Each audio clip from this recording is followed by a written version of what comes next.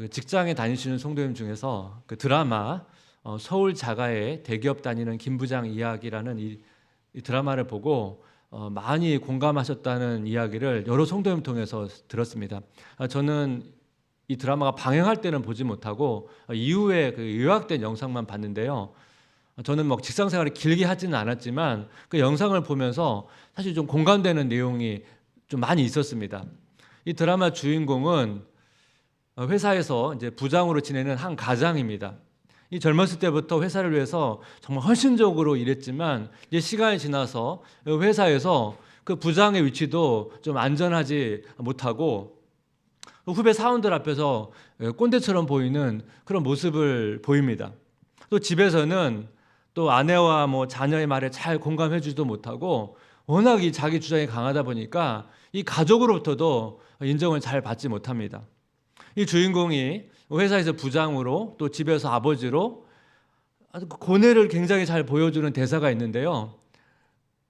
어느 날 이제 회사 후배와 함께 이제 출장을 갔다가 그 후배에게 하는 말이 있습니다. 그 대사를 한번 제가 읽어드리겠습니다. 집에 딱 들어왔는데 아무도 없어.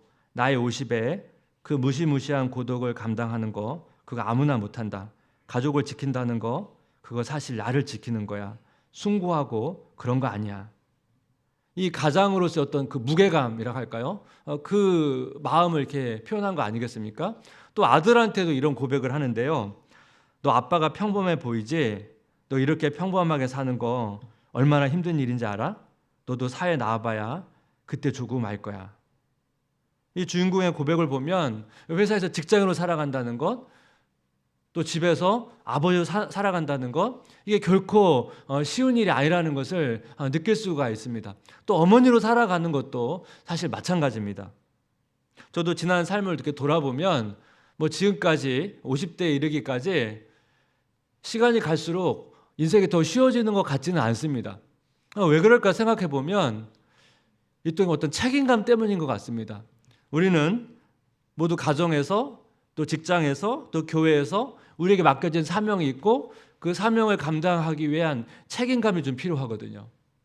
교회에서 그 순장으로서의 그 굉장한 무게감이 있거든요. 또 교사로서의 무게감이 있고 또 아침 일찍 나와서 또 찬양하고 또 연주하는 것, 또 주차와 안내로 섬기는 것, 또 교회 곳곳에서 섬기는 것 결코 쉬운 일이 아닙니다. 제가 30대 때 이제 직장 생활을 했는데요. 전에도 한번 말씀을 드렸는데 IT 분야에서 일을 하다 보니까 그때는 거의 매일 야근이었습니다. 그리고 토요일에도 쉬는 공휴일이 아니었기 때문에 토요일에도 출근을 참 많이 했는데요. 제가 이제 교회에서 소그룹 리더를 했는데요. 그 소그룹 리더 모임 시간이 언제였냐면 주일 아침 8시였어요. 근데 여러분 주일 아침 8시에 리더 모임을 갈 때 여러분 리더 그냥 가면 안 되거든요. 준비해서 가야 되거든요. 그러니까 주중에 거의 매일 야근으로 굉장히 피곤한 상황에서 주일 아침 일찍 일어나서 리더 모임 준비를 해서 8시까지 가는 거 쉬운 일은 아니었습니다. 그래도 그때 제 생각해 보면 제가 그렇게 살아가는 그 과정에서 제가 했던 고민이 뭐냐면 내가 지금 잘 살아가고 있는 게 맞나? 또 하나님 앞에서 내가 지금 잘 감당하고 있는 게 맞을까? 제가 그런 고민을 했었거든요. 오늘 본문을 보면 여러분 다윗도 마찬가지입니다. 아들이 반란 일으켜가지고 이제 피난을 가는데요. 왕으로서 아버지로서 굉장한 고통의 시간을 보내고 있었습니다. 또한 이 불가피한 상황에서 아들과 지금 전쟁을 해야 되는 상황이거든요. 이 과정에서 다윗의 모습을 보면서 한번 우리의 삶을 좀 돌아보면 좋겠습니다. 이 다윗과 압살롬이 이제 전쟁을 하게 되는데 사무엘하 17장 14절입니다. 이에 다윗은 마하나임에 이르고 압살롬은 모든 이스라엘 사람과 함께 요단을 건너니라. 다윗이 요단강 동편에 마하나임이라는 곳에서 정착을 했고 압살롬은 다윗을 추격해서 아마 마하나임 근처에 아마 진을 구축했습니다. 지난번 살펴봤는데 아이도벨의 모략이 채택되지 않고 후세의 모략이 채택되었기 때문에 압살롬은 기습해서 다윗을 추격한 것이 아니고 많은 군사를 모아서 아마 그렇게 이동을 했을 것입니다.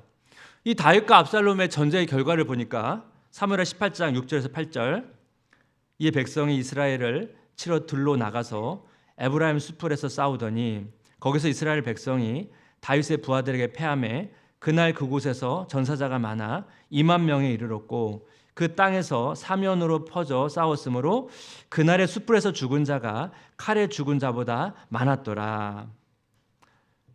다윗과 압살롬이 이제 에브라임 숲에서 싸웠는데요. 다윗은 군사가 좀 적다 보니까 평지보다는 이 숲풀 지역을 선택을 했던 것 같습니다. 여러분, 숲풀이라는 특수한 지형은 사람이 많다고 해가지고 유리한 것은 아니거든요. 결과적으로 압살롬의 군사 2만 명이 죽고 사실 압살롬도 여기서 죽게 되는데요. 오늘 본문은 이 다윗과 압살롬의 전쟁에 좀 포커스가 있다기보다는 이 압살롬을 향한 이 다윗의 반응에 좀 더 포커스가 있습니다. 다윗은 왕이면서 압살롬의 아버지입니다. 다윗은 왕과 아버지 사이에서 굉장히 흔들리는 모습도 보여주고 다시 자기 자리를 찾아가는 모습을 다 보여주는데요. 우리도 마찬가지 아닙니까? 우리도 일터가 있고 가정이 있습니다. 이 두 곳에서 우리 삶이 가정에서 리더, 또 일터에서 리더, 이 둘 사이에서 우리가 어떻게 살아가는 것이 합당하게 살아가는 것인가, 오늘 본문을 통해서 두 가지로 나누기를 원하는데요. 일터와 가정 두 자리를 지켜낸 리더십, 첫 번째는 뭐냐면 공과 사를 구분하는 겁니다. 다윗이 이제 전쟁을 앞두고 이제 참모들을 불러서 이런 이야기를 합니다. 사무엘 18장 5절 한번 같이 읽어볼까요?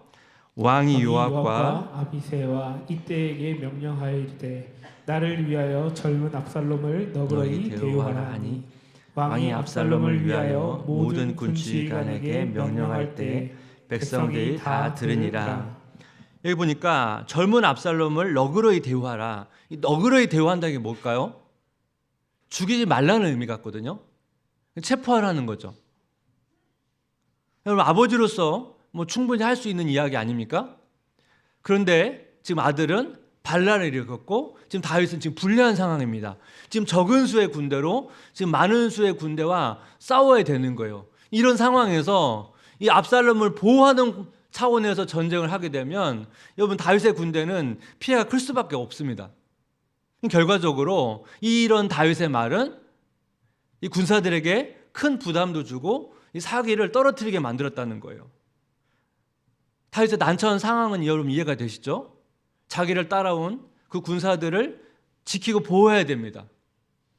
또한 반을 일으킨 압살롬을 빨리 죽여가지고 이 전쟁을 끝내라고 말하기도 쉽지가 않습니다. 이 다윗이 이 사이에서 흔들리고 있는 거예요. 결과적으로 압살롬은 요압에 의해서 죽게 되는데 다윗이 자기 아들이 죽었다는 소식을 듣고 슬퍼하는데요. 사무엘 18장 33절 왕의 마음이 심히 아파 문 위층으로 올라가서 우니라. 그가 올라갈 때 말하기를 내 아들 압살롬아, 내 아들 내 아들 압살롬아, 차라리 내가 너를 대신하여 죽었다면 압살롬 내 아들아 내 아들아 하였더라. 다윗이 그 아들의 죽음에 큰 슬픔을 보이는데요. 근데 문제는 뭐냐면 이 슬픔이 너무 크다 보니까 이 백성들에게까지 영향을 미쳤다는 거예요. 어떤 영향을 미쳤을까요? 사무엘 19장 1절 4절 어떤 사람이 요압에게 아뢰되 왕이 압살롬을 위하여 울며 슬퍼하시나이다 하니 왕이 그 아들을 위하여 슬퍼한다 함이 그날에 백성들에게 들림에 그날의 승리가 모든 백성에게 슬픔이 된지라. 그날의 백성들이 싸움에 쫓겨 부끄러워 도망함 같이 가만히 성읍으로 들어가니라. 왕이 그의 얼굴을 가리고 큰 소리로 부르되 내 아들 압살롬아 압살롬아 내 아들아 내 아들아 하니. 군사들은 지금 적은 수로 놀라운 승리를 거뒀는데요. 기쁨으로 이제 마하나임에 돌아왔는데 분위기가 다른 거예요. 왕이 아들의 죽음에 너무 슬퍼하니까 백성들도 슬퍼하는데 어느 정도까지 여러분 영향을 미치냐면 전쟁에 이긴 것이 부끄러울 정도까지, 그 정도까지 영향을 줬다는 거예요. 군사들은 승리해서 너무나 기쁜 상황인데 오히려 지금 사기가 떨어지는 상황이 됐다는 거예요. 아버지로서의 다윗은 너무나 이해가 되지만 왕으로서의 다윗의 모습은 합당하지가 않다는 것입니다. 그 모세가 율법을 받으러 시내산에 올라갔을 때 내려오지 않으니까 이제 백성들이 이제 불만을 갖거든요. 그리고 아론에게 찾아갑니다. 출애굽기 32장 1절인데 백성이 모세가 산에서 내려오미 더딤을 보고 모여 백성이 아론에게 이르러 말하되 일어나라 우리를 위하여 우리를 인도할 신을 만들라. 이 모세 곧 우리를 애굽 땅에서 인도하여 낸 사람은 어찌 되었는지 알지 못함이니라. 출애굽기 유명한 나움 사르나 교수는 여기서 표현된 이 모세라는 표현이 굉장히 무례한 표현이라는 거예요. 그래서 번역자분은 이 모세를 어떻게 번역했냐면 저 양반 모세 이렇게 표현을 했습니다. 백성이 아론에게 왔을 때는 이제 불만이 굉장히 많은 거예요. 백성들이 이 모세를 향해 불만을 품으면서 아론에게 오니까 아론 입장에서는 좀 당황했겠죠. 또 위협을 느꼈겠죠. 지금 아론은 지금 모세를 대신해서 지금 지도자의 자리에 서 있습니다. 모세를 기다라고 말하지를 못합니다. 하나님의 때를 기다라고 말하지를 못합니다. 우리 백성들의 위협 앞에 때를 기다리지 못하고 송아지를 만들어서 하나님이라고 주장한다는 거예요. 아론은 지도자로서 공적인 자리에서 벗어나 사적인 생각, 사적인 감정에 치우쳐서 이 잘못된 선택과 행동을 하게 된다는 거예요. 여러분 창세기를 보면 아브라함이 하나님부터 아들 이삭을 바치라는 명령을 받습니다. 사랑하는 독자를 바치라는 이 충격적인 명령을 받는데요. 사실 아버지의 입장에서는 도저히 아들을 바칠 수가 없죠. 도의가 잘 되지가 않습니다. 그런데 아브라함은 육신적인 아버지로서는 도저히 이해할 수 없지만 하나님의 자녀로서 그 하나님의 아버지의 뜻을 수용한다는 것입니다. 자신의 생각, 자신의 사적인 생각을 내려놓고 하나님의 뜻에 맞추는 그런 모습을 보여주고 있다는 것입니다. 제가 앞에서 소개했던 그 드라마에서 김 부장의 모습을 보게 되면 집에 돌아왔으면 또 아버지로, 남편으로 전환을 해야 되는데요. 회사 생활에 너무 이제 거의 갇혀 있다 보니까 집에서도 부장의 모습을 보인다는 거예요. 우리가 회사에서 직장의 옷을 입습니다. 집에 돌아오면 우리는 부모의 옷을 입어야 되고 자녀의 옷을 입어야 됩니다. 근데 우리는 종종 집에서도 직장인의 옷을 입고 있다는 거예요. 직장에서 보이는 삶의 모습으로 집에서도 하고 있다는 것입니다. 이런 거를 가장 잘 못하는 그룹이 목회자 그룹입니다. 저도 마찬가지고 이 교회에서의 삶과 집에서의 삶의 영역이 없습니다. 그러다 보니까 뭐 아내나 저희 아이들이 목회자인 저의 삶을 이해해 주기 때문에 제가 사실 뭐 아버지로 남편으로 있는 거지만 제가 제 자신을 볼 때도 제가 잘하고 있다고 생각하지는 않거든요. 우리는 하나님의 부르심을 따라 또 직장에서 직장인으로 또 가정에서 또 부모 또는 자녀의 모습으로 또 교회에서는 우리에게 주신 재능과 은사를 따라 또 예배자로 섬기는 자로 살아가야 되는데요. 그럼 어떻게 살아가야 됩니까? 그 부르심에 합당하게 어울리는 모습으로 살아가야 된다는 것입니다. 이것이 오늘 본문을 통해서 보여주고 있는 다윗을 통해 보여주고 있는 우리에게 교훈이거든요. 성도님이 처한 여러 가지 자리들이 있습니다. 그 자리에 어울리게 또 하나님의 모습에 합당한 모습으로 서 계시기를 주님의 이름으로 축복합니다. 일터와 가정 두 자리를 지키는 리더십 두 번째는 뭐냐면 이 타인의 수고를 헤아리는 것입니다. 다윗이 왕의 모습이 아닌 아버지의 모습에 너무 취사 보니까 이 전쟁 전이나 후에 자꾸 백성들의 사기를 떨어뜨립니다. 군대장과 요압이 이 상황을 보고 이제 화가 나가지고 이 다윗에게 와서 따집니다. 사무엘하 19장 5절 7절 요압이 집에 들어가서 왕께 말씀드리되 왕께서 오늘 왕의 생명과 왕의 자녀의 생명과 처첩과 비빈들의 생명을 구원한 모든 부하들의 얼굴을 부끄럽게 하시니 이는 왕께서 미워하는 자는 사랑하시며 사랑하는 자는 미워하시고 오늘 지휘관들과 부하들을 멸시하심을 나타내심이라. 오늘 내가 깨달으니 만일 압살롬이 살고 오늘 우리가 다 죽었다면 왕이 마땅히 여기실 뻔하였나이다. 이제 곧 일어나 나가 왕의 부하들의 마음을 위로하여 말씀하옵소서. 내가 여호와를 두고 맹세하옵나니 왕이 만일 나가지 아니하시면 오늘 밤에 한 사람도 왕과 함께 머물지 아니할지라. 그리하면 그 화가 왕이 젊었을 때부터 지금까지 당하신 모든 화보다 더욱 심하리다 하니. 여러분 요압의 말을 보면 옳은 말이 있고 좀 심한 말이 있어요. 옳은 말이 뭐죠? 다윗은 지금 수고한 군사들을 찾아가서 좀 위로해 줘야 된다는 거예요. 이 군사들이 어떤 군사들입니까? 피난에 따라온 군사들 아닙니까? 지금 전쟁에 이겨서 너무 기뻐할 상황인데 지금 사기가 떨어져 있는 거예요. 요압이 지나치게 한 말이 뭐죠? 다윗이 군사의 마음을 위로하지 않으면 다 떠날 거고 당신에게 큰 화가 임할 거라는 거예요.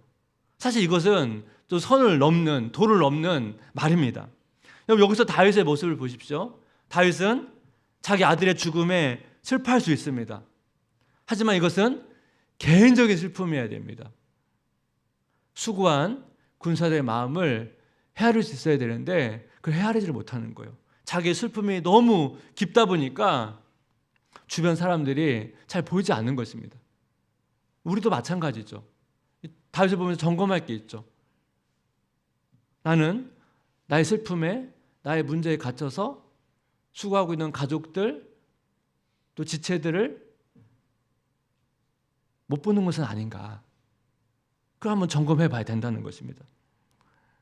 룻기를 보면 그 모압 여인 룻이 남편이 죽고 시험을 따라서 베들레헴에 갑니다. 근데 거기서 이제 보아스라는 사람을 만나는데요. 이 보아스가 룻에게 하는 굉장한 위로의 말이 있거든요. 한번 같이 보겠습니다. 룻기 2장 11절 12절 한번 같이 읽겠습니다.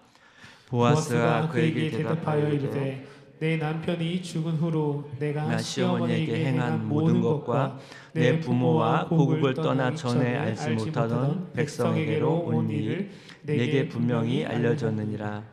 여호와께서 내가 행한 일에 보답하시기를 원하며 이스라엘 하나님 여호와께서 그의 날개 아래에 보호를 받으러 온 내게 온전한 상 주시기를 원하노라 하는지라. 여러분, 롯의 입장에서 이 위로가 얼마나 크게 다가왔을까요? 자기의 수고를, 자기 희생을 다 알아주는 어떤 존재가 있는 것입니다. 여러분, 이 말씀을 좀 보면서 우리도 이런 실천을 하면 어떨까 생각합니다.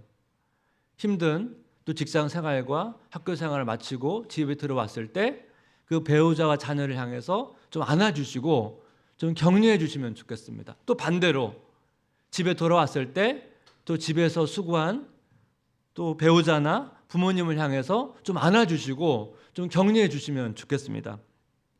요즘에 제가 저녁에 되면 일터에서 수고하고 돌아온 성도님 생각이 나서 연락을 드리기도 하고 또 카톡을 통해서 안부를 묻는데요. 지금 방학이다 보니까 작년 지나서 올해 와서 상황들이 많이 바뀌었다는 것을 알게 됩니다.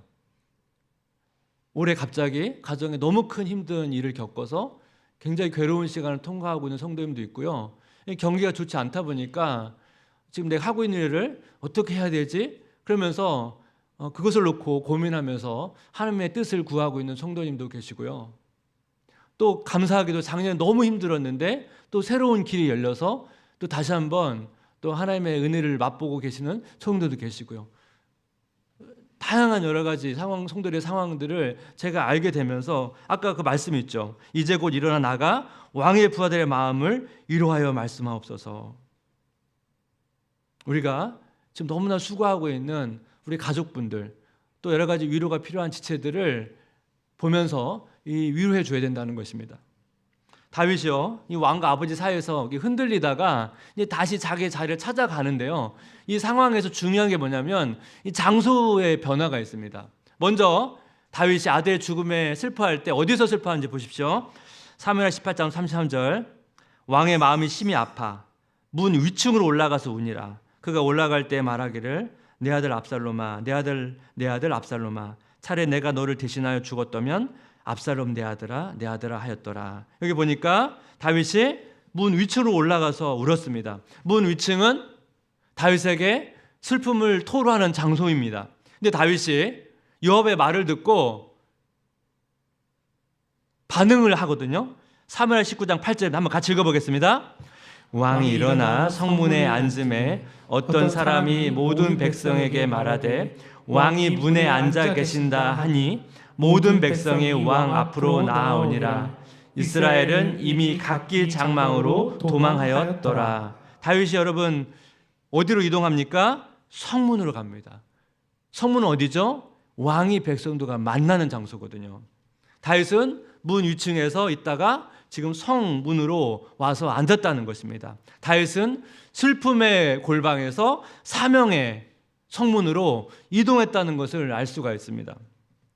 여러분, 우리는 살면서 슬픔을 겪을 수가 있습니다. 때로는 무기력함을 느낄 수가 있습니다. 슬픔이 찾아올 때 여러분 슬퍼하십시오. 하지만 계속 그 슬픔에 머무르면 안 된다는 것입니다. 이제 일어나야 된다는 거예요. 왜냐하면 우리 주변에 나의 위로가 필요한 사람들이 있거든요. 가족들이 있거든요. 나의 도움이 필요한 지체들이 있거든요.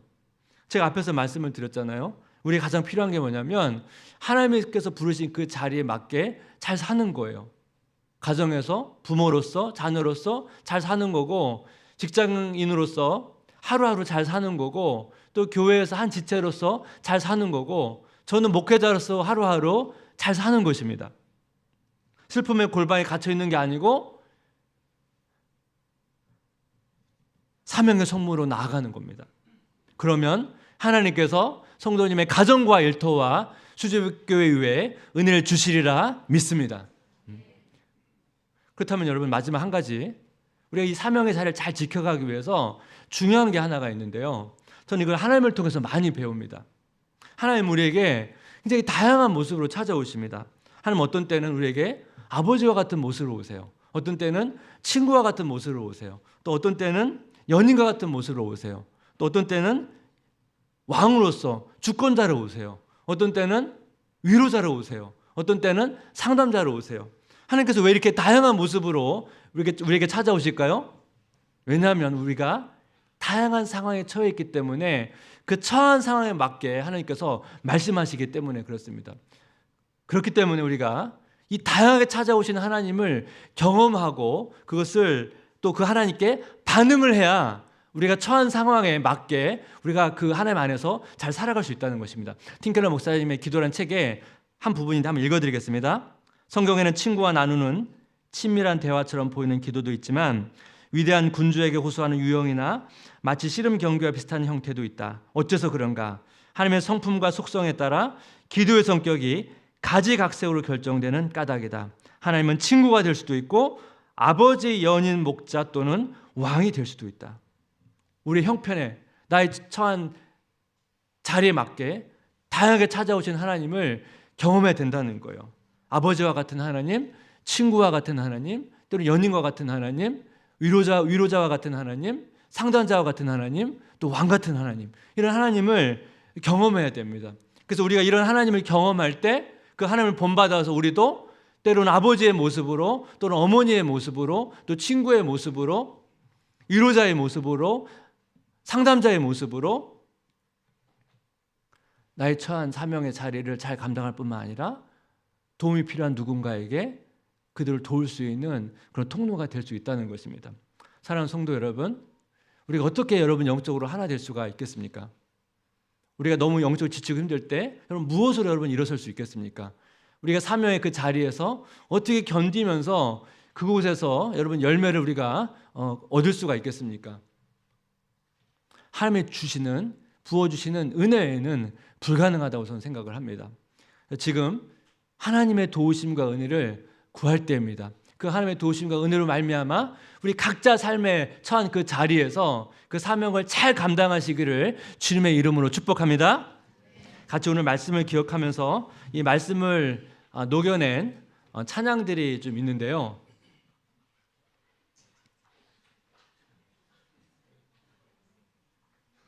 우리 악기팀 연주자들이 아직 안 오신 것 같습니다.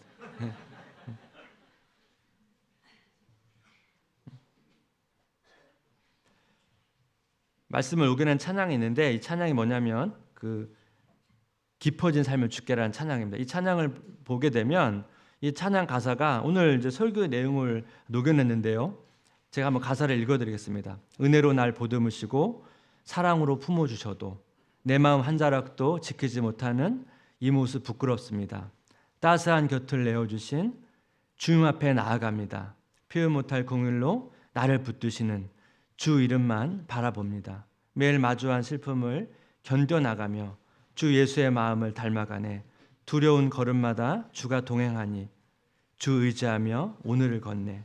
주의 신실한 소망을 깊이 담으며 주 예수의 풍요를 채워가네. 하나님의 자녀로 명예 지켜가며 깊어진 삶을 주께 드리네. 우리 가사를 우리 마음에 좀 담고 오늘 말씀을 기억하면서 같이 찬양합니다. 은혜로 날 보듬으시고, 은혜로 날 보듬으시고, 사랑으로 품어주셔도, 사랑으로 품어주셔도, 내 마음 한 자락도 지키지 못하는 내 마음 한 자락도 지키지 못하는 이 모습 부끄럽습니다. 이 모습 부끄럽습니다. 따스한 곁을 내어주신 따스한 곁을 내어주신 주 앞에 나아갑니다. 주님 앞에 나아갑니다. 표현 못할 긍휼로 나를 붙드시는 표현 못할 긍휼로 나를 붙드시는 주 이름만 바라봅니다. 주 이름만 바라봅니다. 매일 마주한 슬픔을 견뎌나가며 매일 마주한 슬픔을 견뎌나가며 주 예수의 마음을 닮아가네. 주 예수의 마음을 닮아가네. 두려운 걸음마다 두려운 걸음마다 주가 동행하니 주가 동행하니 주 의지하며 오늘을 걷네. 주 의지하며 오늘을 걷네. 주의 신실한 소망을 깊이 담으며 주의 신실한 소망을 깊이 담으며 주 예수의 풍요를 채워가네. 주 예수의 풍요를 채워가네. 하나님의 자녀로 명예 지켜가며 하나님의 자녀로 명예 지켜가며 깊어진 삶을 깊어진 주께 삶을 드리네. 주께 드리네. 따스한 곁을 내어주신 따스한 곁을 내어주신 주 앞에 나아갑니다. 주님 앞에 나아갑니다. 표현 못할 긍휼로 표현 못할 긍휼로 나를 붙드시는 나를 붙드시는 주 이름만 바라봅니다. 주 이름만 바라봅니다. 매일 마주한 슬픔을 견뎌나가며 매일 마주한 슬픔을 견뎌나가며 주 예수의 마음을 닮아가네. 주 예수의 마음을 닮아가네. 두려운 걸음마다 두려운 걸음마다 주가 통행하니 주가 동행하니 주 의지하며 오늘을 걷네. 주 의지하며 오늘을 걷네. 주의 신실한 소망을 깊이 담으며 주 예수의 풍요를 채워가네. 주의 풍요를 채워가네. 하나님의 자녀로 하나님의 자녀로 명예 지켜가며 명예 지켜가며 깊어진 삶을 깊어진 삶을 주께 드리네. 주께 드리네. 밤이나 낮이나 어제나 오늘도 영원히 주만 찬양해. 영원히 주만 찬양. 나의 마음이 괴롭고 슬플 때 낭망하여 넘어져도 언제나 주만 찬양하겠네. 언제나 주만 찬양하게. 밤이나 낮이나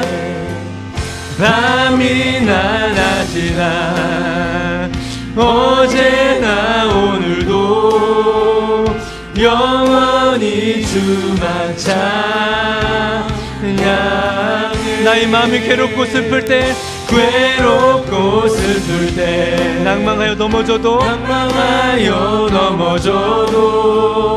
언제나 주만 찬양. 우리 다시 한번 믿음으로 고백하고 선포합니다. 밤이나 낮이나 어제나 오늘도 영원히 주만 찬양하리. 괴롭고 슬플 때 괴롭고 슬플 때 낭망하여 넘어져도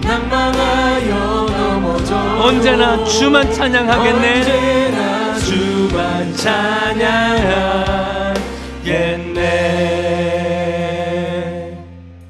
이 시간 말씀을 기억하고 우리의 고백한 찬양을 기억하면서 이렇게 하나님 아버지께 기도하면 좋겠습니다. 우리의 기도를 들으시는 분이십니다. 우리의 마음을 다 알고 계십니다. 시간 같이 기도할 때 하나님, 제가 처해 있는 수많은 자리, 그 자리 가운데 그 부르심에 합당하게 어울리게 잘 살아내고 싶습니다. 집에서 부모로서, 자녀로서 잘 살고 싶습니다. 일터에서 직장인으로 정말 잘 살고 싶습니다. 교회에서 또 교회 한 지체로서 잘 살아가고 싶습니다. 하나님, 제가 슬픔 가운데 머무르고 싶지 않습니다. 또 무기력 가운데, 또 좌절 가운데, 낙심 가운데, 괴로움 가운데만 계속 머물러 있고 싶지 않습니다. 다윗이 슬픔의 골방에서 사명의 성문으로 나아갔던 것처럼 주님, 제가 그곳에서 다시 슬픔을 잊고 일어나서 그 사명을 잘 나아갈 수 있도록 은혜를 베풀어 주시옵소서. 하나님, 그래서 하나님의 도우심이 필요합니다. 우리의 삶 가운데 다양한 모습으로 찾아오시는 그 하나님을 경험하고 싶습니다. 아버지와 같은 하나님, 친구와 같은 하나님, 연인과 같은 하나님, 위로자와 같은 하나님, 상담자와 같은 하나님, 그 하나님을 경험하고 싶습니다. 그래서 그 하나님을 본받아서 나도 아버지의 모습으로, 또 친구의 모습으로, 또 위로자의 모습으로, 또 상담자의 모습으로 그 사명의 자리를 잘 감당할 뿐만 아니라 도움이 필요한, 위로가 필요한 사람들을 위로할 수 있는 그런 복의 통로가 되게 해달라고, 하나님 은혜를 달라고, 하나님을 더 깊이 경험하며 하나님을 맛보게 해달라고 우리 같이 은혜를 구하며 같이 기도하기를 원합니다. 같이 기도하겠습니다. 하나님 아버지, 은혜를 구합니다.